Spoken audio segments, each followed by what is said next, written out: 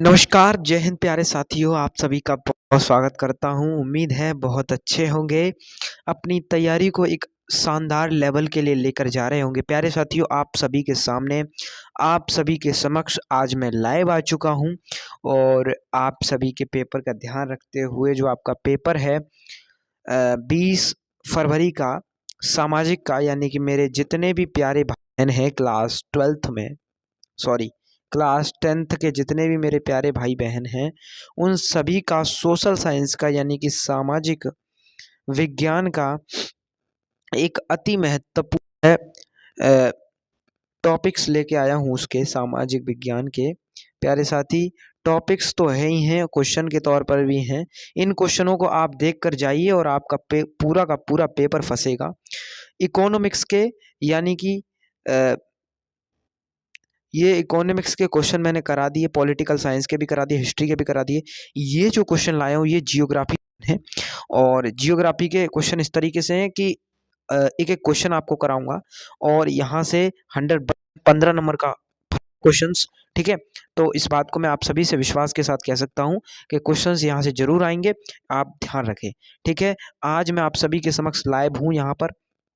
ये लाइव जो सेशन है वो लगभग आपको 11 से 12 बजे तक मिल जाएगा, ठीक है। और मैं अभी लाइव आ रहा हूँ, तो प्यारियों कोई भी डाउट है कमेंट में पूछ सकते हैं आप अपने भाई से, ठीक है। ध्यान रखें इस बात को। चलिए शुरुआत कर लेते हैं अपने विषय की, जो हमारा टॉपिक वाला मेनली उसके विषय पर। प्यारे साथी, भारत में जो कपास उत्पादन है कि नहीं, दो क्षेत्रों का परिचय देना है। ठीक मेरी बात को सुन पा रहे हो ना? बिल्कुल क्लियर हो पा रही है कि नहीं हो पा, बोलो कमेंट में, बोलो एक बार धमाकेदार तरीके से। और मुझे उम्मीद है प्यारे साथियों, देखिए पिछला जो हिंदी का पेपर है आप सभी को कराया था, वो पूरा का पूरा पेपर छप के आया, ठीक है। जैसा जैसा हमने आपको बताया, निबंध से लेकर व्याख्या संदर्भ तक, ठीक है, ये सारी की सारी चीजें, पत्र लेखन वगैरह सारी चीजें हमारे द्वारा कराई गई आई और इसमें कोई दो राय नहीं है। मैं आपको विश्वास कह सकता हूँ कि सामाजिक के पेपर भी जैसा हम बताएंगे, जैसे क्वेश्चंस हम आपको बताएंगे वैसे ही छप कराएंगे। ये वादा है आपके बड़े भाई विशेष का, ये वादा है आपसे, ध्यान रखना। चलिए आगे बढ़ जाते हैं बिना देरी किए। भारत में कपास उत्पादन के किन्हीं दो क्षेत्रों का परिचय दीजिए। भारत में कपास उत्पादन जो है एक महत्वपूर्ण स्थान है, क्योंकि यह देश के विश्व कपास उत्पादन देशों में से एक है। प्यारे साथी, हमारा जो भारत है वो सबसे ज्यादा उत्पाद करता है कपास का, ठीक है। भारत की जलवायु, मिट्टी विविधता कपास की खेती के अनुकूल वातावरण प्रदान करती है। भारत में कपास उत्पादन मुख्य रूप से उन क्षेत्रों में होता है जहां पर, तो प्यारे साथियों ये बात आपको समझ में आई होगी, जो कपास की खेती है उसका उत्पादन हमारे यानी कि आप महाराष्ट्र एरिया में देखिए, आप मध्य प्रदेश देखिए, इन जगहों पर कपास की खेती भरपूर मात्रा में होती है और इसमें कोई दो राय नहीं है। आप समझ पा रहे हो ना मेरी बातों को, मैं क्या कहना चाह रहा हूँ? तो इस बात को आप सभी ध्यान में रखें, ठीक है। आप अगर क्वेश्चन आए तो लिख के आना, ठीक है। गुजरात में, महाराष्ट्र में, ठीक है, ध्यान रखना ये जगहें ऐसी हैं जहाँ पर कपास की खेती बहुत अच्छी तरीके से होती है। क्योंकि कपास की खेती को प्यारे साथी जिस चीज़ की आवश्यकता होती है वो है काली मिट्टी। क्योंकि कपास की जो खेती है वो काली मिट्टी में उगती है। जहाँ कपास की फसल उगेगी वहाँ काली मिट्टी होना आवश्यक है। आशा है, उम्मीद है समझ में आ रहा होगा। गुजरात में भारत के सबसे बड़े कपास उत्पादन के क्षेत्र के रूप में जाना जाता है। देश में कुल उत्पादन में महत्वपूर्ण योगदान देता है, ठीक है। अमरेली, भावनगर और राजकोट जैसे अपनी अनुकूल जलवायु जो है पोषक तत्वों से भरपूर मिट्टी को बदल प्रमुख कपास उत्पादन केंद्रों के रूप में उभरे हैं। यहाँ की मिट्टी प्यारे साथी इसको जो है कपास के लिए उपयुक्त बनाती है, चूंकि काली मिट्टी चाहिए होती है इसको, ठीक है, ठीक है। ये मतलब वो जो काली मिट्टी है वही इसके लिए उपयुक्त मानी गई है। समझ पा रहे हो मेरी बातों को? महाराष्ट्र पर आ जाते हैं। देखिए महाराष्ट्र का क्वेश्चन आया है कि महाराष्ट्र में किस तरीके से ये जो है महत्वपूर्ण हो जाती है। महाराष्ट्र में भारत के दूसरे सबसे बड़े कपास उत्पादन क्षेत्र के रूप में सुर्खियों में है। देश के कपास उत्पादन में उल्लेखनीय हिस्सेदारी रखता है। नागपुर, औरंगाबाद, जलगांव जैसे प्रसिद्ध कृषि जिलों में महाराष्ट्र की कपास तथा गाता जलवायु मिट्टी के बीच सहयोग से आगे बढ़ती है। इस राज्य की कपास की किस्मों को विविधता अनुकूल परिस्थितियों में पनपती है। भारत में कपास परिदृश्य जो है महाराष्ट्र की महत्वपूर्ण भूमिका निभाता है। प्यारे साथी, यहाँ पर जो है जलगांव, औरंगाबाद और नागपुर, इन जैसे जगहों पर जो है ये चीज़ देखने को मिलती है। समझ पा रहे हो बात को? ठीक है। चलिए, आशा है समझ में आया होगा क्वेश्चन। अगला देख लेते हैं। चलिए अगला देखते हैं। भारत में मोटे अनाज की पैदावारी बढ़ाने के लिए प्यारे साथी मैंने चैनल पर सारी चीज़ें पढ़ा चुका हूँ। आप मेरी प्लेलिस्ट चेक कीजिए जो मैंने चैनल पर बना के रख दी है। मैं आपसे दावे के साथ कह सकता हूँ, विश्वास के साथ कह सकता हूँ प्यारे साथियों, कि जितना मैं कराऊंगा उससे बाहर एक क्वेश्चन नहीं जाएगा। हिंदी के पेपर का आपने देखा परिणाम। अब आप जो है सामाजिक का भी देखें, एक भी question out of my video नहीं जाएगा। मैं जितना करा रहा हूँ उस वीडियो से बाहर नहीं जाएगा। ध्यान से सुन लेना इस बात को। और मैप, चाहे वो मैप मानचित्र जो है नदियों वाला हो, या फिर मतलब आप हिस्ट्री का भी ले लें, या आप जियोग्राफी का ले लें, मैंने दोनों तरीकों से कराया, दोनों तरीकों से फंसेगा क्वेश्चंस। चलिए देख लेते हैं। मोटे अनाज की पैदावारी बढ़ाने के लिए उपाय सुझाइए। मोटे अनाज की पैदावार बढ़ाने के लिए उपाय क्या है? मोटे अनाज से आ सके ज्वार, बाजरा, रागी, बड़ुआ, मड़ुआ, इस तरीके की जो अनाज हैं, मतलब फसलें हैं, वो पर जो है उपायों को दिखाती हैं, सुझाती हैं। खेती के लिए मिट्टी को अच्छी तरह से तैयार करना चाहिए, नंबर 1 बात। दूसरी बात, सिंचाई की व्यवस्था की जानी चाहिए।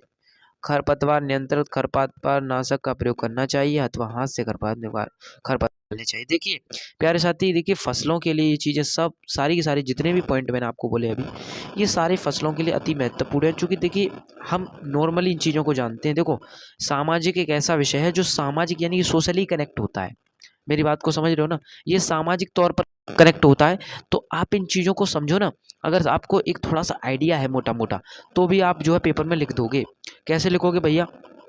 क्या खेती के लिए मिट्टी, देखो मिट्टी हम तो जानते हैं मिट्टी ज़रूरी होती है। अब मिट्टी जब ज़रूरी होती है तो उसके साथ साथ हमें बिना सिंचाई के तो खेत में गेहूँ उगेगा नहीं। आप ले लो, जैसे अब मान के चलो कोई जैसे जो लोग गांव से बिलोंग करते होंगे उनको पता होंगी ये सारी चीज़ें, कि जैसे खेत में हम कोई सी फसल बोते हैं तो उसके फलस्वरूप क्या होता है कि उसमें खरपतवार आ जाते हैं, तो उनकी दवाई छिड़कते हैं, है ना, हाथ से सफाई करते हैं, जिससे वो जो है फसल जो है वो अच्छे से वृद्धि करे। ठीक है, कीटों का बचाव भी बहुत ज़रूरी है यहाँ पर।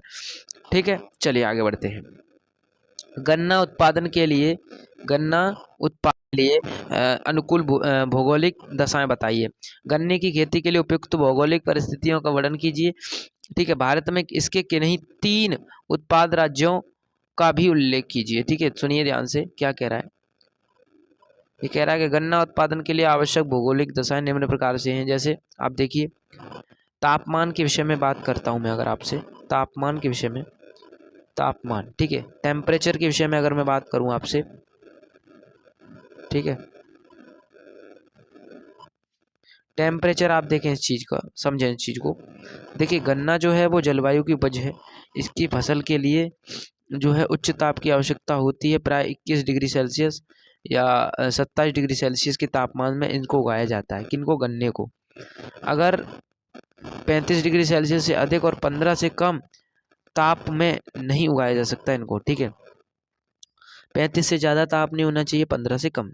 गन्ने की फसल जो है 10 से 12 माह में तैयार होती है, और पाला एवं कोहरा गन्ने की फसल को बहुत ही हानि पहुंचाते हैं। जो पाला जो बढ़ जाता है प्यारे साथी, और जो हमारा कोहरा जो पड़ता है सर्दियों में, वो गन्ने की फसल को नुकसान पहुंचाते हैं। और गन्ने की फसल में उगने में कितना वक्त लगता है भैया? कितना वक्त लगता है? लगभग 10 से 12 महीने लगते हैं, यानी कि पूरा 1 साल चला जाता है इसमें। समझ चुके हो? आशा है, उम्मीद है समझ में आया होगा यहाँ तक। आगे मैं बता देता हूँ आपको।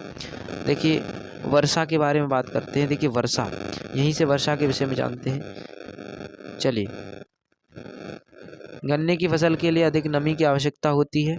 75 से 100 सेंटीमीटर वर्षा वाले क्षेत्रों में गन्ना उगाया जाता है, परंतु वर्षा वर्ष भर लगातार होती रहनी चाहिए। कम वर्षा वाले क्षेत्रों में सिंचाई की सहायता से गन्ना उगाया जाता है। देखिए जहाँ जहाँ पर कम सिंचाई होती है, मतलब जहाँ पर वर्षा कम होती है, वहाँ पर सिंचाई करके ही जो है गन्ने को उगाया जाता है प्यारे साथी। तो चलिए आप इन चीज़ों को लिख देंगे। गन्ना का उत्पादक 3 प्रमुख राज्य हैं। कौन कौन से? पहला है महाराष्ट्र, दूसरा उत्तर प्रदेश, और तीसरा तमिलनाडु। इन 3 जगहों पर को सबसे ज़्यादा मात्रा में उगाया जाता है। गन्ना के उत्पादक राज्य हैं ये। ठीक है, गन्ना के उत्पादक राज्य हैं। बोलो आगे बढ़ें क्या भैया? चलो आगे बढ़ते हैं।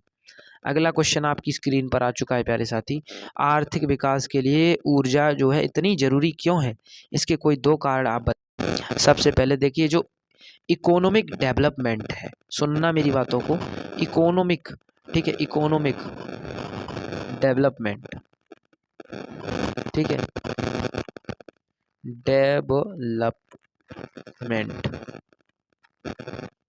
ठीक है। अब ये डेवलपमेंट जो चीज़ है उस चीज़ को समझना एक बार आप, ठीक है भैया, समझते हैं।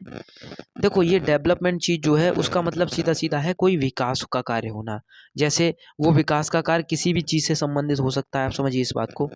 मैं आपको जैसे उद्योग, परिवहन, वाणिज्य, इन सारी ज़रूरतों की पूर्ति के लिए ऊर्जा आधारभूत आवश्यकता है, ठीक है, नंबर 1। दूसरी चीज़, कृषि कार्यों के लिए ऊर्जा एक आधारभूत आवश्यकता भी है, ठीक है। तो दोनों के लिए ही ये बहुत आवश्यक है। आप चाहे ऊर्जा को किसी कार्यों के लिए देखें, आप उद्योगों के लिए देखें, वाणिज्य के क्षेत्र में देखें, हर क्षेत्र में हमें देखिए आर्थिक विकास के लिए ज़रूरत है। अगर हमारा विकास इस तरफ नहीं होगा तो फिर चीज़ें जो है अनबैलेंस होंगी। समझ रहे हो ना मेरी बातों को। चलिए आगे बढ़ते हैं, अगला क्वेश्चन देख लेते हैं। कह रहा है भैया अगला अगला अगला क्वेश्चन कह रहा है, क्या कह रहा है देखो, ऊर्जा के परंपरागत स्रोत का वर्णन कीजिए। देखिए ऊर्जा के परंपरागत स्रोत में सबसे पहला आता है भैया कोयला। क्या आता है? कोयला। देखिए यहाँ पर कोयला, जैसे आप देखिए जो परंपरागत ऊर्जा के संसाधन है उसमें कोयला, पेट्रोलियम, प्राकृतिक गैस और बिजली आती है। जैसे आप समझिए साधनों में सम्मिलित भी इनको किया जाता है। इसका उपयोग उद्योगों में घरेलू ज़रूरतों की पूर्ति के लिए भी किया जाता है, ठीक है। अपनी गुणवत्ता के आधार पर कोयला अनेक प्रकार का होता है, ध्यान रखें। चलिए भैया आगे बढ़ते हैं। पेट्रोलियम, पेट्रोलियम को समझना एक बार ध्यान से। पेट्रोलियम को देखो, भारत में कोयले के बाद ऊर्जा प्राप्ति का दूसरा प्रमुख साधन पेट्रोलियम तथा खनिज तेल है। इसका प्रयोग ईंधन, स्नेहक, इन सारी चीज़ों के लिए किया जाता है। और असम भारत का सबसे पुराना तेल उत्पादक राज्य है। प्यारे साथी, सबसे ज़्यादा तेल उत्पादक किस जगह पर होता है? असम में, ठीक है। समझ रहे हो मेरी बातों को। ये बातें आप सभी को समझ में आ रही होंगी, मुझे आशा है आप सभी से, ठीक है प्यारे साथी। क्या आगे बढ़ जाएं? ठीक है प्यारे भाई, ये आप सभी को ये भी पता होना चाहिए कि असम की राजधानी क्या है? दिसपुर असम की राजधानी, इस बात को ध्यान रखना। ये तेल उत्पादक में बहुत ज़्यादा है। तो इस तरीके से ये समझ में आ गया होगा। आगे देखते हैं प्राकृतिक गैस के बारे में। देखिए प्राकृतिक गैस तो आप सभी समझते होंगे कि जो नेचुरल गैसें होती है ना, जैसे स्वच्छ ऊर्जा संसाधन और पेट्रोलियम अतिरिक्त स्वतंत्र रूप से पाई जाती हैं। पेट्रो रसायन उद्योग के कच्चे माल के रूप में भी इनका प्रयोग किया जाता है। कार्बन डाइऑक्साइड के कम उत्सर्जन के कारण इसे जो है पर्यावरण के अनुकूल भी माना जाता है। कृष्णा, गोदावरी, मुंबई, अंडमान निकोबार गैस के भंडार पाए जाते हैं, ठीक है, इन जगहों पर प्राकृतिक गैस के। समझ के मेरी बातों को। आगे बढ़ जाऊं क्या? विद्युत के बारे में देख लो। विद्युत आवश्यकताओं की पूर्ति करने के लिए साथ साथ जो है वो हमारी घरेलू आवश्यकताओं की भी पूर्ति करता है। इसका इतना अधिक है कि आधुनिक विश्व में इसके व्यक्ति उपभोग का सूचकांक माना जाता है, ठीक है। और यहाँ विद्युत का जो है आपका प्रभावी जल से हाइड्रो टरबाइन भी चलाकर किया जाता है। देखिए बिजली बहुत सारे तरीक़ों से बनाई जाती है। आप हाइड्रो टरबाइन को देखिए, जैसे नदियों पर बांध लगा दिए जाते हैं तो बिजली का पानी जो है बनने लगता है, ठीक है, टरबाइनों को घुमा के। आ जाओ अगला क्वेश्चन, ऊर्जा के परंपरागत और गैर परंपरागत को समझ लो थोड़ा सा। देखिए प्यारे भाई, परंपरागत में क्या क्या चीज़ें आती हैं सुनिए एक बार ध्यान से। परंपरागत स्रोत में ईंधन है, कोयला है, पेट्रोलियम है, प्राकृतिक गैस है, ये सारी चीज़ें परंपरागत में आती हैं। और ऊर्जा के परंपरागत साधन जो है उनका प्राचीन काल से ही उपयोग किया जा रहा है। दूसरी चीज़ें, सौर ऊर्जा, भूतापीय ऊर्जा, ज्वारीय ऊर्जा, पवन ऊर्जा, बायोगैस, ये सारी की सारी चीज़ें जो है वो गैर परंपरागत हैं, ठीक है। समझ रहे हो मेरी बातों को? आई होप आपको यहाँ तक समझ में आ रही होंगी चीज़ें। ऊर्जा के गैर परंपरागत स्रोत साधनों का विकास उच्च प्रौद्योगिकी से ही संपन्न हुआ है। समझ गए बातों को? चलिए आगे बढ़ जाते हैं, ठीक है। चलिए आगे बढ़ जाते हैं और देख लेते हैं इसी के साथ साथ ऊर्जा के गैर परंपरागत जो है साधन नवीकरणीय है, अर्थात इनका उपयोग बार बार किया जाता रहेगा, जैसे जब तक ब्रह्मांड में सूर्य और सौर ऊर्जा का प्राप्ति नियमित रूप से होती रहेगी। प्यारे साथी देखिए, जो गैर परंपरागत हैं वो ऐसे हैं, जैसे आप समझिए कि जो हमें ईश्वर के द्वारा प्राप्त हुआ है, ठीक है, ऐसे स्रोत जो हमें ईश्वर से मिले हैं, जो कि आप समझिए जो कि कभी खत्म नहीं होगी इनकी ऊर्जा। जल विद्युत शक्ति को छोड़कर अन्य सभी अन्न व्यकरणीय है, अर्थात एक बार उपभोग करने जाने के बाद सदैव के लिए समाप्त हो जाते हैं। इन्हें ऊर्जा के क्षयी संसाधन भी कहते हैं। समझ रहे हो प्यारे साथी, एक भी क्वेश्चन बाहर नहीं जाएगा, ये सारे क्वेश्चन आप तैयार करके जाएं। और मैं आप सभी को पूरे विश्वास के साथ कहता हूँ कि क्वेश्चन कोई बाहर नहीं जाएगा, घबराना नहीं है, ध्यान दे लेना है, समझ लेना है चीज़ों को। चलिए अगला क्वेश्चन देखिए, आपकी स्क्रीन पर आ चुका है। हमें खनिजों के संरक्षण की क्यों ज़रूरत है? देखिए, ज़रूरत क्यों पड़ रही है खनिजों के संरक्षण की, वो जानना बहुत ज़रूरी होगा आप सभी के लिए, ठीक है। चलिए जान लेते हैं। यहाँ पर सबसे पहली बात, खनिजों की ज़रूरत हमें क्यों पड़ रही है। देखो, आज बात कर ही लेते हैं, जब आए हैं तो फिर हमें खनिजों के संरक्षण की आवश्यकता क्यों है। देखिए समझिए इन चीज़ों को। खनिजों की आवश्यकता, खनिजों का विवेकपूर्ण उपयोग, उनका प्रबंधन करना हम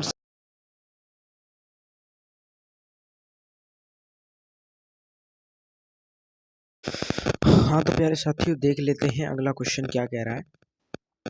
हमें खनिजों के संरक्षण की आवश्यकता क्यों है, यानी कि जो खनिज पदार्थ हैं उनको क्यों बचाना हमारे लिए जरूरी है, हम सब के लिए। तो जान लेते हैं क्वेश्चन में क्या कह रहा है, क्वेश्चन सुन लेते हैं इसकी भी, ठीक है। चलिए आगे बढ़ते हैं। सबसे पहले क्वेश्चन कह रहा है कि उत्तर कह रहा है इसका कि खनिजों का विवेकपूर्ण उपयोग, उनका प्रबंधन करना खनिज संसाधन का संरक्षण कहलाता है। देखिए खनिज जो जो चीज़ें हैं, आप समझिए खनिज क्या होता है। पहली बात तो देखिए, जैसे आप समझिए जिन चीज़ों का प्रयोग हम एक बार उपयोग कर लेने के बाद में वो समाप्त हो जाते हैं, जैसे प्लेटिनम है, मैग्नीज है, पारा है, रेडियम है और एंटीमनी है, बहुत सारी चीज़ें, बहुत सारे तत्व आप समझिए हैं जो कि एक बार ही इस्तेमाल में लिए जा सकते हैं, दोबारा उनको इस्तेमाल में लेने पर वो जो है समाप्त हो जाते हैं। समझ रहे हैं मेरी बात को। आप कोई भी चीज़ ले लीजिए, जैसे आप ले लीजिए कि कोई बैटरी हमने चार्ज कर ली, चार्ज करने के बाद में एक बार चार्ज हो जाएगी तो फिर उसका इस्तेमाल करने के बाद वो ख़त्म हो जाएगी, फिर दोबारा चार्ज करनी पड़ेगी। तो इस तरीके से, ठीक है, एक बार ही इसको इस्तेमाल में लिया जा सकता है। तो इसी तरीके से ये खनिज पदार्थ हैं जो ज़मीन से खोद कर निकाले जाते हैं और मिट्टी में से निकाले जाते हैं, तो उसी तरीके से हमको प्राप्त होते हैं। समझिए बातों को।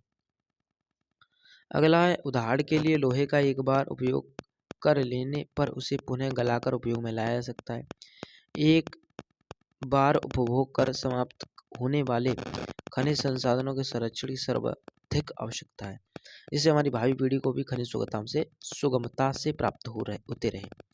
प्यारे साथी, होता क्या है कि जैसे आज के समय में जो आने वाली पीढ़ियां हैं, जैसे मान के चलिए पेट्रोल डीजल का इस्तेमाल अगर हम आज भरपूर मात्रा में कर लेंगे, आप मुझे ये बताइए कि आने वाली जो आगामी पीढ़ियां होंगी वो फिर किन चीज़ों का उपभोग करेंगी। आप सोचिए, क्या उनके लिए ये हानिकारक सिद्ध नहीं होगा?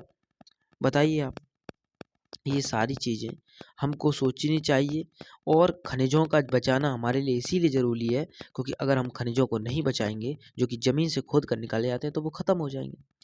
अब मान के चलिए हम थोड़ी दूर के लिए जा रहे हैं, पेट्रोल डीजल का इस्तेमाल कर रहे हैं, थोड़ी दूर के लिए पेट्रोल डीजल का इस्तेमाल मेरे ख्याल से एकदम निरर्थक सिद्ध होता है। क्योंकि आप सोचिए, अगर हम थोड़ी थोड़ी दूर की चीज़ों के लिए अगर इस तरीके से पेट्रोल डीजल इस्तेमाल करेंगे तो ख़त्म हो जाएंगे ना। आने वाली जो हमारी जो न्यू जनरेशन होगी वो इन सब चीज़ों का लाभ नहीं ले पाएगी। बस इतना ही अर्थ है। आशा है, उम्मीद है समझ गए होंगे। चलिए अगला क्वेश्चन देखते हैं। खनिज क्या होता है, पहले ये और जान लो। अब आप साथ के साथ आया है तो देखिए, खनिज प्राकृतिक रूप से विद्यमान एक समरूप तत्व है जिसकी निश्चित आंतरिक संरचना है। समझ रहे मेरी बात को। प्रकृति ने अनेक रूपों में ये जो हमें दिया है, जिनमें कठोर है, हीरा, कोमल, चूना, ये सारी चीज़ें शामिल है। विशेष खनिज का निर्माण उस समय की भौतिक रासायनिक परिस्थितियों के अनुसार होता है। इसी के परिणामस्वरूप खनिजों में विविध रंग, कठोरता, चमक, घनत्व, ये सारी चीज़ें पाई जाती हैं। देखिए, खनिज को हमें जो है हमारी प्रकृति ने हमें दिया है और ये हम सब के लिए एक बहुमूल्य चीज़ है। हमें नहीं भूलना चाहिए इन चीज़ों को, ठीक है, क्योंकि प्रकृति ने हमें ये सारी चीज़ें दी हैं। समझ पा रहे हो? आशा है, उम्मीद है समझ पा रहे होगे। ठीक है, चलिए आगे बढ़ते हैं। अगला क्वेश्चन देख लेते हैं आगे।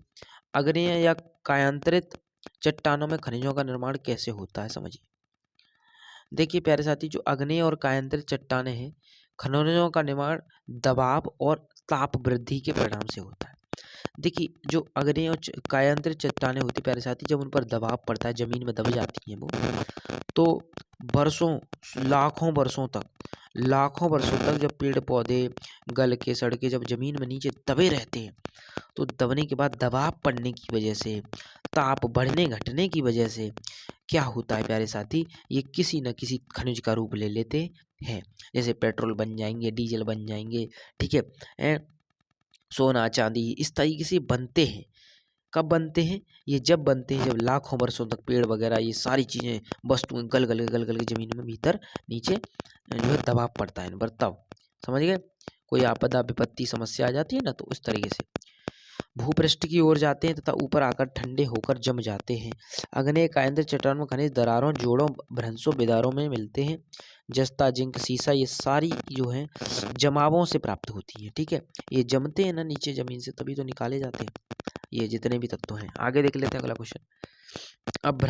अभ्रक के बारे में बताना है, अभ्रक की उपयोगिता क्या है, और जो अभ्रक है वो किन्हीं 2 उत्पादक राज्यों का उल्लेख कीजिए, कहाँ का इसको मतलब जो है इसका उत्पाद किया जाता है। अभ्रक का उपयोग जो है मुख्य तौर पर विद्युत और इलेक्ट्रॉनिक्स उद्योग में किया जाता है।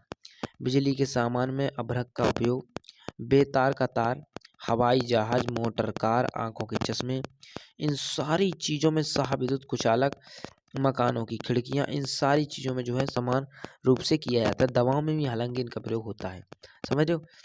ठीक है, अब देख लेते हैं इनका जो है उत्पादक कहाँ कहाँ है। देखिए राजस्थान में, तमिलनाडु, झारखंड, आंध्र प्रदेश, बिहार, इन राज्यों में जो है इसका जो है उत्पाद है। समझ गए ये क्वेश्चन। अगला क्वेश्चन देख लेते हैं। लौह खनिज क्या है? अलोह खनिज, लौह खनिज नहीं अलोह खनिज। देखिए अलोह खनिज जो है वो किन किन खनिजों को शामिल किया जाता है इसमें, वो भी देख लेते हैं। अलोह खनिज में लोहे की अंश नहीं होता। इस खनिज के अंतर्गत तांबा, सीसा, सोना ये सारी चीजें आती हैं। ठीक है, समझ रहे हो, ये क्या है? अलोह। ठीक है, ये जो है इसके अंतर्गत तांबा और ये सारी चीजें आती हैं। लोहा जो है उसका ये अंश नहीं है बिल्कुल भी। धातु शोधन, इंजीनियरिंग व विद्युत उद्योगों में इसका उपयोग किया जाता है। अलोह खनिजों की सचित मात्रा व उत्पादन कम है। ठीक है, चलिए आगे देखिए। तांबे के बारे में देख लेते हैं। तांबा वाला क्वेश्चन कह रहा है इसका उपयोग बिजली के तार, इलेक्ट्रॉनिक्स, रासायनिक उद्योग, इन सब चीज़ों में किया जाता है। एमपी मध्य प्रदेश की बालाघाट खदानों से लगभग 52% तांबे का उत्पादन किया जाता है। यानी कि जो बालाघाट है मध्य प्रदेश का, एमपी का, ठीक है, एमपी, उसकी राजधानी क्या है? भोपाल। ठीक है, तो उस जगह का जो है ये उत्पादन किया जाता है। झारखंड के सिंहभूमि जिले की खदानों से भी तांबे का उत्पादन होता है, और राजस्थान राज्य की कैथोलिक खदानें भी तांबे के उत्पादन में संबद्ध है। समझ गए। अगला देखो बॉक्साइट के बारे में देखते हैं। बॉक्साइट भी आ गया, बहुत इंपॉर्टेंट है ये भी बॉक्साइट। ठीक है, देख लेते हैं इसे भी। एल्यूमिनियम, देखिए बॉक्साइट एल्यूमिनियम धातु का खनिज अयस्क है, और यह एक हल्की विद्युत की कुचालक धातु है। वायुयान, निर्माण, बिजली से संबंधित सारी चीज़ें, दैनिक जीवन में इस धातु का बहुत उपयोग होता है। भारत में बॉक्साइट के अयस्क भंडार मुख्य रूप से अमरकंटक पठार पहाड़ियों पर पाए जाते हैं इसके। ठीक है, ये जो चीज़ है ये एक प्रकार का आप समझिए धातु है।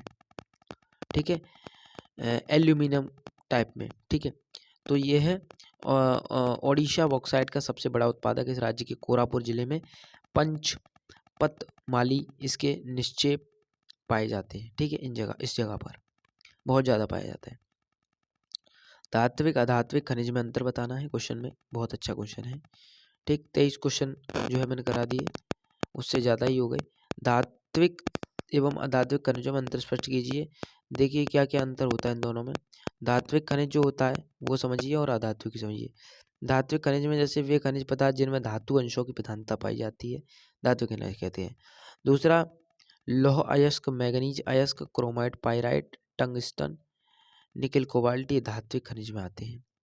समझ गए। अगला देखो अधात्विक खनिज, जिन खनिज पदार्थों में लौह धातु धात्विक अंश नहीं पाए जाते अधात्विक खनिज कहते हैं। नाइट्रेट, पोटास, अभ्रक, जिप्सम, ये कोयला, पेट्रोलियम, ये सारी चीज़ें अधात्विक खनिज में आती हैं। समझ गए? ये अधात्विक है, यानी कि इनके पास धातु का गुण नहीं है, परंतु इनके पास ये जो चीज़ें हैं इनके पास धातु होने का गुण होता है। चलिए अगला क्वेश्चन देख लेते हैं। इसी में थोड़ा सा और है, तो चलो उसे भी समझ ही लेते हैं। धात्विक, तो और देखिए धात्विक की क्या पहचान है। खाने से निकले जाने वाले इनमें अनेक अशुद्धियों का खान होती है ना इनकी, निकालने अशुद्धियाँ होती हैं, उनको साफ किया जाता है। ठीक है। धात्विक खनिज ताप और विद्युत के सुचालक होते हैं, यानी कि इनमें सारी चीज़ें जो है आसानी से जो है बह जाती हैं, आसानी से बह जाती, क्या हो जाती है, आसानी से बह जाती हैं। अगला देखो, अधात्विक खनिजों में अशुद्धियाँ बहुत कम होती हैं, अतः इनके परिष्करण की आवश्यकता नहीं पड़ती। अधात्विक खनिज ताप एवं विद्युत के कुचालक होते हैं। चलिए आगे बढ़ते हैं। भारत में सूती वस्त्र उद्योग कहाँ है, देख लेते हैं मेरे साथी, आइए।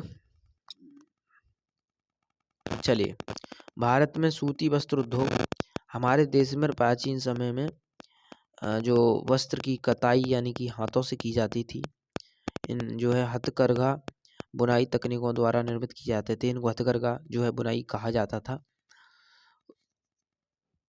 18वीं शताब्दी के बाद में, सन 1800 के बाद में, ईस्वी के बाद में जो है निर्माण हुआ वस्त्रों का, और विद्युत चालिता करघों का प्रयोग होने लगा, यानी कि जो बिजली से चलने वाली मशीनें थी उनका इस्तेमाल होने लगा। औपनिवेशिक काल में भारत के परंपरागत वस्त्र उद्योगों को बहुत क्षति पहुंची, क्योंकि यहाँ के वस्त्र इंग्लैंड के मशीन से बने सूती वस्त्रों से परिवर्तित नहीं कर सके।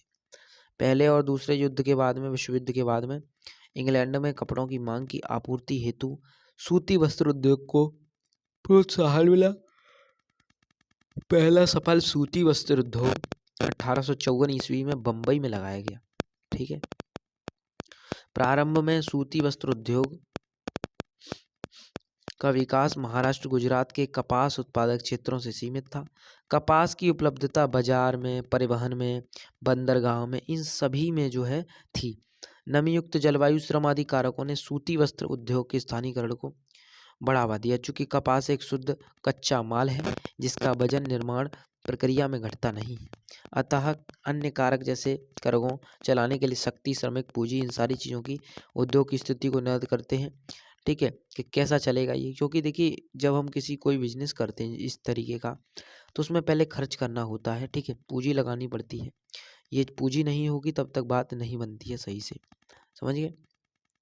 चलिए ठीक है, तो ये सारी चीज़ें होती हैं तब बात बनती है। पूंजी, बाजार आदि उद्योगों की स्थिति को निर्धारित करते हैं। वर्तमान में इस उद्योग को बाजार में निकट स्थापित करने की प्रवृत्ति पाई जाती है। सूती वस्त्र उद्योग का कृषि से निकटतम संबंध है। यह उद्योग कृषकों, कपास चुनने वालों, गांठ बनाने वालों, कटाई करने वालों, रंगाई करने वालों, डिजाइन बनाने वालों, पैकेट बनाने वालों, मिसलाई करने वालों इत्यादि को रोजगार के साधन उपलब्ध कराता है। इस उद्योग के कारण अन्य उद्योगों जैसे आप देखिए पैकेजिंग सामग्री, इंजीनियर उद्योग की मांग बढ़ती है, फलस्वरूप इनका विकास होता है। प्यारे साथी देखिए, ये जो प्रक्रिया है, ये जो भारत में सूती वस्त्र की प्रक्रिया, इसमें ये क्या रोजगार को भी बढ़ावा मिलता है। आपने सुनी होंगी बातें सारी की सारी जितनी भी मैंने बोली। ठीक है, उन सब सारी चीज़ें जो है, ये सारे काम होते हैं कि कपास को चुनना, ठीक है, गांठ बनाना, कताई करना, ये सारी चीज़ें होती हैं, तब ये सारी चीज़ें बनती हैं। भारत जापान को सूत निर्यात करता है, यानी कि सूत किसको देता है, निर्यात को देता है। मतलब निर्यात को जो है निर्यात करता है किस चीज़ का, सूत का, किसको, जापान को, जापान जो देश है। भारत में निर्मित सूती वस्त्रों के आयातक देश संयुक्त राज्य अमेरिका है। और मतलब हम जो है भारत जो करता है आयात, वो कहाँ से करता है, इम्पोर्ट, अमेरिका से, इंग्लैंड से, रूस से, फ्रांस से, इन देशों से करते हैं। श्रीलंका अफ्रीका के देश हैं। तकुओं की निर्माण क्षमता में भारत को विश्व में दूसरा स्थान प्राप्त है। ठीक, समझ गए इस क्वेश्चन को। आगे अगला बढ़ते हैं। भारत के चीनी उद्योग का वर्णन कीजिए। देखिए चीनी उद्योग जो है उसके बारे में जान लेते हैं। चलिए, चीनी उद्योग, भारत का चीनी उद्योग देश के सबसे बड़े और महत्वपूर्ण कृषि आधारित उद्योगों में से एक है। चीनी उत्पादों के लिए कच्चे माल के रूप में मुख्य रूप से गन्ने का उपयोग होता है। चीनी उत्पादक में विश्व में भारत का दूसरा स्थान है, किंतु गुड़ व खाड़ सारी के उत्पादन में इसे प्रथम स्थान प्राप्त है। अधिकतर चीनी मिलें मिले उत्तर प्रदेश, बिहार, महाराष्ट्र, कर्नाटक, तमिलनाडु, आंध्र प्रदेश, गुजरात, इन सारी जगहों पर जो है आधुनिक काल में चीनी का क्या है जो है कारखाना है। पहला कारखाना यहीं पर है 20वीं शताब्दी में कोयम्बटूर में स्थापित हुआ था। ठीक है, हालांकि 1841 से 42 में उत्तरी बिहार में डच लोगों ने, 1899 ईस्वी में अंग्रेजों ने जो है चीनी उद्योग स्थापित किए थे। चीनी मिलों का लगभग 60% जो है हिस्सा उत्तर प्रदेश, बिहार में है। और मौसम होने के कारण, मतलब मौसमी होने के कारण यह उद्योग सहकारी क्षेत्रों के लिए उपयुक्त है। ठीक है, जो क्षेत्र सहकारी हैं। चीनी मिलों की संख्या जो है बढ़ गई, धीरे धीरे बढ़ती गई। सुक्रोज की मात्रा, मतलब जो है गन्ने में अधिक सुक्रोज की मात्रा होना है। ठीक है, और जो है सुक्रोज के कारण अधिक मात्रा में चीनी प्राप्त होती है। इन राज्यों में चीनी मिलों की अव्यवस्थिति जलवायु सहकारी समितियों का सफल होना होता है। यानी कि देखिए सुक्रोज जो होता है, तीन चार चीज़ें होती हैं उसमें, ग्लूकोज, फ्रक्टोज और सुक्रोज, ये सारी चीज़ें होती हैं। ठीक है, चलिए आगे बढ़ जाते हैं, अगला क्वेश्चन देख लेते हैं। इसी में है और भी कुछ पूछा है इसमें। हाँ, पूरा का पूरा बताना है। और चीनी का उत्पादन सबसे ज़्यादा कहाँ है वो भी बता देते हैं। टिक मार्का में भी पूछता है, क्वेश्चन भी पूछता है। उत्तर प्रदेश के विषय में जानते हैं, चीनी उत्पादन में प्रमुख स्थान है उत्तर प्रदेश का, ऐसी बात नहीं है। गंगा यमुना के दोआब में पैदा किए जाने वाले गन्ने से चीनी मिलों को पर्याप्त मात्रा में कच्चा माल प्राप्त होता है। दूसरा है महाराष्ट्र, जहाँ चीनी उद्योग गोदावरी, प्रवारा, मूलामूठ, कृष्णा नदी, इन सारी जगहों पर जो है उपजाए जाने वाले गन्ने के कारण फल फूल रहा है। ठीक है, महाराष्ट्र जो है गन्ने के लिए प्रसिद्ध है। कर्नाटक में देखिए, यहाँ पर भी चीनी के बहुत बड़े बड़े जो है उत्पादक जिले हैं। ठीक है, जैसे आप बेल्लारी ले लीजिए, बीजापुर ले लीजिए, ठीक है, चित्रदुर्ग ले लीजिए। और आप आइए इधर चौथा तमिलनाडु के लिए। तमिलनाडु में भी गन्ने की प्रचुर मात्रा में जो है काली मिट्टी पाई जाती है यहाँ पे, तो ये उपजाऊ होती है काली मिट्टी, तो वहाँ पर गन्ना भी अच्छी तरीके से होता है। समझ गए, उम्मीद है आशा है समझ में आ गया होगा। अगला देख लीजिए क्वेश्चन, विनिर्माण उद्योग के महत्व की विवेचना। देखिए विनिर्माण के विषय में अगर जाने तो ये जो है किसी भी देश की आर्थिक प्रगति विकास में बहुत महत्वपूर्ण भूमिका निभाता है। इस उद्योग में कच्चे माल को उपयोगी वस्तु में बदलते हैं, जिससे न केवल उपभोक्ताओं की आवश्यकताओं की पूर्ति होती है बल्कि रोजगार के अवसर भी खुलते हैं। जैसे आप देखिए विनिर्माण उद्योग को आर्थिक विकास में योगदान कैसे देता है, इकोनॉमिक डेवलपमेंट में कैसे। देखिए देश की जो राष्ट्रीय आय है, जीडीपी, और मतलब जो राष्ट्रीय आय है, इनकम रेवेन्यू जो है, जो नेशनल रेवेन्यू है, ठीक है, नेशनल इनकम कह दो, नेशनल, तो यार पैसा ये क्या है, सकल घरेलू उत्पाद यानी कि जीडीपी, ग्रॉस डोमेस्टिक प्रोडक्ट जो है, वो सारे जो है महत्वपूर्ण योगदान देते हैं किसके लिए, आर्थिक विकास के लिए। ठीक है, इन सब का योगदान होता है जीडीपी वगैरह का, तब हमारे देश को जो है अर्थव्यवस्था से लेकर हर चीज़ में नंबर टॉप पर आ पाता है। रोजगार का सृजन भी होता है। विनिर्माण उद्योग विभिन्न प्रकार के कौशल वाले लोगों को रोजगार प्रदान करते हैं। बेरोजगारी की समस्या में भी कमी आती है इससे। ठीक है, जनसंख्या के स्तर सुधरता है। निर्यात में वृद्धि, निर्यात यानी कि कहीं अपने यहाँ से दूसरी जगह पर चीज़ों को भेजना। विनिर्माण वस्तुएं अंतर्राष्ट्रीय बाजार में निर्यात की जाती हैं, जिससे विदेशी मुद्रा अर्जित होती है और व्यापार का घाटा कम होता है। कृषि पर निर्भरता, देखिए कृषि पर जो है वो निर्भरता की कमी है। कैसी, भारत जैसे देशों में जहाँ अधिकांश आबादी कृषि पर निर्भर है, वहाँ विनिर्माण उद्योग कृषि पर अत्यधिक निर्भरता को कम करने में सहायक होते हैं, जिससे ग्रामीण अर्थव्यवस्था में विविधता पाई जाती है। देखिए जब कोई विनिर्माण उद्योग होता है तो भैया वो चीज़ जो है इन सारी चीज़ों, कृषि वगैरह को जो है बढ़ावा कम देती है और उसकी जो स्थिति है वो घट जाती है। ठीक है, ये बातें आप याद रखें। और आप जो है प्रश्न को पहले पढ़ें ध्यान से। जब आप पेपर में प्रश्न को पढ़ेंगे तो पढ़ने के बाद में ही चीज़ों को एनालिसिस करके तब उसके बाद में सही से लिखेंगे। ठीक, पहले आपको प्रश्न को पढ़ना है, पढ़ने के बाद में फिर उसके विषय में सोचना है। अगर आप पर नहीं भी आ रहा है, कोई क्वेश्चन नहीं भी आता है, तो आप उससे रिलेटेड लिख सकते हैं। समझ रहे हैं मेरी बातों को। पहले आपको प्रश्न के विषय में पता होना चाहिए। अगर आपको प्रश्न के विषय में पता है तो आप उससे रिलेटेड भी लिख देंगे। मेरी 3 बातें याद रखना, पेपर में कोई क्वेश्चन मत छोड़ना खाली, मैं फिर कहता हूँ आज आपसे। और दूसरी, क्वेश्चन को अगर ना भी आए, कोई क्वेश्चन छूट भी जाए, पहली बात तो क्वेश्चन छोड़ना नहीं है, पेपर उतारना नहीं है, बिल्कुल भी पेपर को करना है, बनाने की कोशिश करनी है, नहीं आता है फिर भी, ठीक है, उससे संबंधित लिखना है, तो ये बहुत बेहतर रहेगा। ठीक है, आ जाइए क्वेश्चन पर आ जाते हैं अपने पर। भारत में उद्योगों की समस्या क्या है, प्रमुख समस्याएं क्या है। देखिए समस्या पहले प्रौद्योगिकी सुधार के लिए प्रेरणा का अभाव जो है वो भी देखा गया है। ठीक है, यहाँ पर प्रौद्योगिकी सुधार के लिए प्रेरणा का अभाव, भारतीय औद्योगिक तकनीकी भी अभी पिछड़ी हुई अवस्था में है और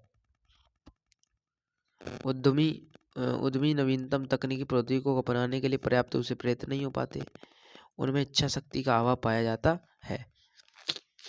चलिए आगे देख लेते हैं। अगला है स्थापित क्षमता का पूर्ण उपयोग न हो पाना। उद्योग अपनी क्षमता के 50% भाग का उपयोग नहीं कर पाता, जिससे उनका अपव्यय बढ़ जाता है और उत्पादन लागत अधिक हो जाती है। इस प्रकार उत्पादन माल अंतर्राष्ट्रीय प्रतिस्पर्धा में ठहर नहीं पाता। पूंजीगत व्यय में वृद्धि, भारतीय उद्योगों में पूंजीगत व्यय अधिक ऊंचे हैं, जिस कारण उन उद्योगों को लाभ का स्तर प्राप्त नहीं हो पाता। अनुसंधान एवं विकास कार्यों का अभाव, उद्योगों का आकार छोटा होने और वित्तीय सुविधाओं की कमी के कारण उद्योगों में अनुसंधान एवं विकास कार्यक्रम लागू नहीं हो पाते। इसके फलस्वरूप उत्पादित वस्तुओं की गुणवत्ता प्रभावित होती है। इन उद्योगों में परंपरागत माल का ही उत्पादन होता है, जबकि अंतर्राष्ट्रीय प्रतिस्पर्धा वैश्विक युग में इन्हें गुणवत्तापूर्ण वस्तुओं का ही उत्पादन करना चाहिए। ठीक है, ये बातें भी आप याद रखें। अगले क्वेश्चन की ओर बढ़ते हैं। सड़क परिवहन। सड़क परिवहन रेल परिवहन की अपेक्षा किस प्रकार अधिक लाभप्रद है? ठीक है, सुनते हैं इसको। देखिए रेल परिवहन के विषय में समझते हैं। सड़क परिवहन, देखिए सड़क परिवहन जो है रेल परिवहन की अपेक्षा उपयोगी और लाभप्रद है। इसलिए क्यों है? क्योंकि सड़क मार्गों का जो निर्माण है वो सस्ता होता है रेल मार्गों की अपेक्षा। ठीक है, सस्ता होता है, इसीलिए मैं समझता हूँ। ठीक है, दूसरी चीज, किसी भी प्रकार की भू आकृति, पर्वतीय, पठारी, मैदानी, मरुस्थलीय, नीचे ढालू, इन सभी सड़कों पर निर्माण संभव नहीं है सर। ठीक है, किसका? जो हमारी ट्रेन होती है पटरी, ये सिर्फ मैदानी इलाकों के लिए होती है। क्या? ट्रेन, समझ गए? जबकि रेल मार्गों को उच्च पर्वतीय क्षेत्रों में नहीं बनाया जा सकता। ये बात भी सही है। ठीक है, मैंने कहा जो रेल की पटरियाँ होती हैं वो कहाँ बिछती हैं? या प्लेन जगह होगी। अब ऊबड़ घुबड़ में ऐसे पहाड़ी इलाके में थोड़ी नहीं बिछी जाएगी। सुनिए, भारत में जनसंचार के साधनों का वर्णन कीजिए। जनसंचार क्या है? लोगों से बातचीत का जो संचार है वो जनसंचार होता है। आम आदमी से किसी से बातचीत करना तो फ़ोन के द्वारा, मोबाइल फ़ोन के, टेलीविज़न के द्वारा, टेलीफोन के द्वारा, तो उस विषय में बात हुई है जनसंचार। संचार तंत्र सरकार द्वारा नियंत्रित होता है। रेडियो, टेलीविज़न, ये सारी चीज़ें इसके प्रमुख साधन हैं। कुछ समाचार पत्र, पत्रिकाएं, पुस्तक, जनसभाएं, गोष्ठियां, सम्मेलन भी इसमें शामिल हैं। रेडियो, टेलीविज़न, जनसंचार सब लोकप्रिय साधन हैं जो वर्तमान समय में देश के लगभग अधिकांश घरों में ज्ञान, विज्ञान, मनोरंजन के लिए उपयोग किए जाते हैं। ये बात सत्य है। अगला क्वेश्चन, भारत में रेल परिवहन के विकास पर प्रकाश डालिए। सुनिए, सुनते हैं। भारतीय रेल परिवहन देश का सबसे बड़ा सरकारी क्षेत्र का प्राधिकरण है। देश की पहली रेलगाड़ी 1853 में मुंबई ठाणे के बीच चलाई गई, जो 34 किलोमीटर की दूरी तक तय करती थी। वर्तमान में भारत रेल परिवहन वस्तुओं के, यात्रियों के परिवहन का प्रमुख साधन है। और आज आप देखिए किस तरीके से ट्रेन का इस्तेमाल हम करते हैं। आप मुझे ये बताइए, क्या आप ट्रेन के विषय में आप ये चर्चा नहीं लिख पाओगे क्या, बना के अपनी तरीके से? कैसे इस तरीके से जो है भारतीय रेल परिवहन जो है वो सबसे बड़ा सरकारी क्षेत्र माना गया है। और जो है ये जो है मतलब जो पहली रेल थी वो 1853 में चलाई गई थी, 34 किलोमीटर चलाई गई थी। और आज के समय में रेल ने हमारा जो सफ़र है वो बहुत आसान बना दिया है, क्योंकि उसकी गति जो है वो आसान बना रही है। वस्तुओं की यात्रा परिवहन का जो है प्रमुख साधन है। व्यापार से लेकर पर्यटन, तीर्थ यात्राओं, लंबी दूरी वस्तुओं के परिवहन में रेल नेटवर्क की अत्यंत महत्वपूर्ण भूमिका है। एक प्रमुख परिवहन साधन के साथ साथ भारतीय रेल पिछले 150 वर्षों से अधिक समय से महत्वपूर्ण एकजुट करने, तालमेल के रूप में जानी जाती है। भारतीय रेल ने देश की अर्थव्यवस्था, उद्योगों, कृषि, सारी चीज़ों में योगदान दिया है। पटरियों के माध्यम से दूरी गेज की दृष्टि 3 प्रकार के रेल मार्ग पाए जाते हैं। छोटी लाइन, ठीक है, के रूप में पाए जाते हैं। ये रेल मार्ग पर्वतीय भागों में मिलते हैं, छोटी लाइन वाले। अब आप मुझे बताइए, जब कहीं कम जगह होगी तो कम जगह के लिए तो भैया छोटी पटरी से ही काम चलाना पड़ेगा, कम पटरी से।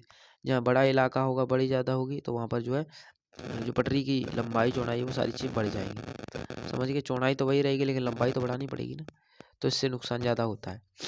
ठीक है, चलिए आगे देखते हैं। ये बातें आप समझ गए होंगे। चलिए आगे देखते हैं।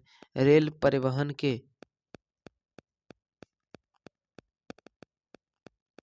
यही है,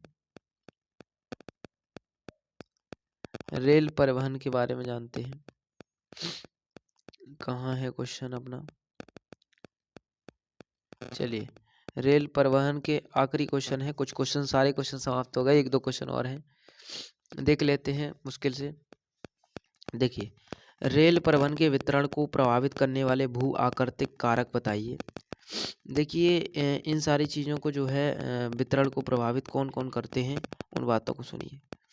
ठीक है, उम्मीद है मुझे आपको यहाँ तक चीज़ें समझ में तो आई होंगी। ठीक है, समझ पा रहे हो ना बातों को?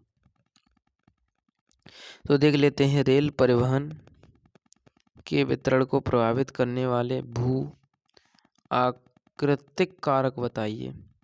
देश में रेल परिवहन के वितरण को प्रभावित करने वाले कारकों में भू आकृतिक कारकों की महत्वपूर्ण भूमिका रही है। उत्तरी मैदान अपनी विस्तृत समतल भूमि, सघन जनसंख्या घनत्व, संपन्न कृषि व प्रचुर संसाधनों के कारण रेल परिवहन के विकास में सहायक रहा है। पर्वतीय पठारी जल भराव ऐसे क्षेत्रों पर सीमित, महंगी और तकनीकी रूप से चुनौतीपूर्ण होती है। देखिए, अब मैं ये समझता हूँ जिस तरीके से प्यारे साथी जो रेल परिवहन के विषय में अगर बात करें, तो रेल परिवहन जो है वो उसमें खर्चा अधिक आता है और रेल परिवहन के लिए बहुत सारी चुनौतियों का भी सामना करना पड़ता है, क्योंकि कुछ जगहें ऐसी होती हैं जहाँ पर समतल भूमि नहीं होती है, तो वहाँ पर दिक्कत होती है चीज़ों को करने में, है ना? तो ये विषय बन जाता है एक, ठीक है, समस्या का विषय। चुनौतीपूर्ण होता है, रेल परिवहन का वितरण असमान रूप से विकसित हुआ है। असंख्य नदियों के विस्तृत जलमार्गों, पुलों के निर्माण कुछ बाधाएं आई हैं। ठीक है, ये समस्याएं देखने को मिली हैं। छोटी पहाड़ियों, सुरंगों आदि से होकर गुजरते हैं। हिमालय पर्वत क्षेत्र भी दुर्लभ, उच्चावच विरल जनसंख्या, आर्थिक अवसरों की कमी के कारण रेलवे लाइन परिस्थितियां उत्पन्न हो गई हैं, प्रतिकूल परिस्थितियां। समझ गए? ये बातें ध्यान रखें। भूस्खलन तथा किसी किसी भाग में रेलवे ट्रैक का धंसना, बहुत सारी समस्याओं को हम देखने को मिलती हैं। ठीक है, कि कहीं पे पुल जो है, रेल का पुल ही जो है कभी कभी गिर जाता है ना? और ट्रेन से संबंधित बहुत सारी समस्याएं देखने को मिलती हैं हमें। ठीक है, आशा है, उम्मीद है आपको ये क्वेश्चन समझ में आया होगा। ऊर्जा के गैर परंपरागत 4 स्रोतों का वर्णन करना है। चलिए देख लेते हैं इसको, क्वेश्चन को भी। देखिए, ऊर्जा के जो गैर परंपरागत स्रोत हैं वो ऊर्जा स्रोत ही होते हैं, और पारंपरिक ऊर्जा जैसे कोयला, पेट्रोल, डीजल, ये सारे जो हैं वो चीज़ें जितनी हैं वो विकल्प के रूप में उपयोग लाए जाते हैं। नवीकरणीय संसाधन भी कहा गया है इसको, और पर्यावरण के लिए अधिक अधिक जो है अनुकूल होते हैं, प्राकृतिक रूप से पुनः प्राप्त हो सकते हैं ये चीज़ें। ठीक है, समझ गए इन चीज़ों को? चलिए, एक बात आप याद रखें, ये गैर परंपरागत स्रोत जितने भी हैं ये प्रकृति हमको देती है प्यारे साथी। ठीक है, और ये एक आप सभी समझ लिए सीमित मात्रा में ही मिलते हैं, और बहुत लंबा समय इनको लगता है प्राप्त होने में, मिलने में हम सभी को, क्योंकि ये बहुत बड़ा प्रोसेस है। लाखों वर्षों तक जो है पेड़ पौधे गलते सड़ते हैं, दबाव पड़ता है, तब वो जो है उनका निर्माण होता है। और ये हमारा अंतिम और आखिरी क्वेश्चन है, बस खत्म हो गए सारे क्वेश्चंस। ठीक, देख लेते हैं इसको भी। आ जाइए, जैसे आप देखिए क्या क्या चीज़ें परमाणु के विषय में। देखिए, ये जो ऊर्जा है वो रेडियो एक्टिव पदार्थों की सहायता से उत्पन्न होती है। जैसे एक बहुत खतरनाक होता है यूरेनियम नाम का एक रेडियो एक्टिव एलिमेंट है। वो एलिमेंट प्यारे साथी क्या करता है, वो इतना खतरनाक रेडियो एक्टिव एलिमेंट है प्यारे साथी, जो परमाणु ऊर्जा को बढ़ावा देता है, उसी से जो है बनती है। यूरेनियम, थ्योरियम, ये सारी चीज़ें जो है झारखंड, राजस्थान में मिलती हैं ज़्यादातर। ठीक है, ध्यान रखना। सौर ऊर्जा के विषय में बात करें, ऊर्जा सूर्य की धूप की सहायता से जो प्राप्त होती है वो सौर ऊर्जा होती है। पूरे सेशन को प्यारे साथी लाइक कर दो आप। ठीक है, लाइव सेशन चल रहा है आपका। ठीक है, ज़्यादा से ज़्यादा लाइक करो। पेपर है, मुझे जानता हूँ आप सभी का पेपर बहुत अच्छा जाएगा, ये उम्मीद है मुझे आप सभी से। ठीक है, सामाजिक का पेपर है, क्वेश्चन सारे यहीं से फंसेंगे। हमारे चैनल से पूरे वीडियो देख कर जाना। ठीक है, और भी कई सारी वीडियो मैंने लाइव कर दी हैं, वो भी देख लेना। पवन ऊर्जा, देखिए पवन ऊर्जा, बायोगैस, पवन ऊर्जा जो है प्यारे साथी वो एक विशालतम पेटी क्षेत्र तमिलनाडु नागरकोइल में अवस्थित है। आंध्र प्रदेश, गुजरात, केरल, महाराष्ट्र, इन सभी जगहों पर इनके पवन फार्म, ऊर्जा फार्म भी हैं। ठीक है, और पवन ऊर्जा के प्रभावी प्रयोग के लिए भी ये प्रसिद्ध है। बायोगैस के बारे में अगर आपको बताऊं और ज्वारीय ऊर्जा के बारे में बताऊं तो भी सुनिए। बायोगैस जो होता है प्यारे साथी, जो कृषि के अपशिष्ट पदार्थ है, जैसे भैंस का गोबर हो जाता है ना, पशुओं का जो मलमूत्र वगैरह है, ये सारी चीज़ें इनसे ही जो है गोबर गैस बनती है। आप सभी को ये बात पता होनी चाहिए। ठीक है, मिट्टी के तेल से अधिक भी होती है इसकी जो तापीय क्षमता होती है बायोगैस की। ठीक है, मिट्टी का तेल भी इतनी जल्दी नहीं जलता, इतने अच्छे से नहीं जलता, इतना बायोगैस जलती है।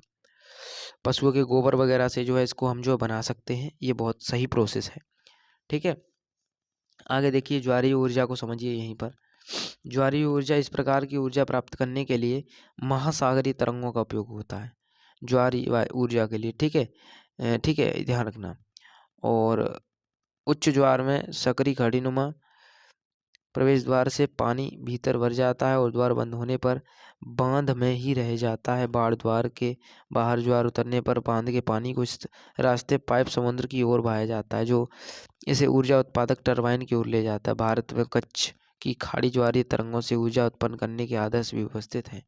ठीक है, समझ गए इस बात को। चलिए आगे देखते हैं अगला क्वेश्चन क्या कह रहा है। किन्हीं दो राज्यों के बताइए जहाँ पर काली मिट्टी जो बहुत अच्छी मात्रा में पाई जाती है, बहुत ज़्यादा मात्रा में पाई जाती है। प्यारे साथी, आखिरी और अंतिम क्वेश्चन है। इसी के साथ आप सभी को शुभकामनाएं दूंगा कि आपका पेपर बहुत शानदार, जानदार, बेहतरीन जाएगा प्यारे साथी।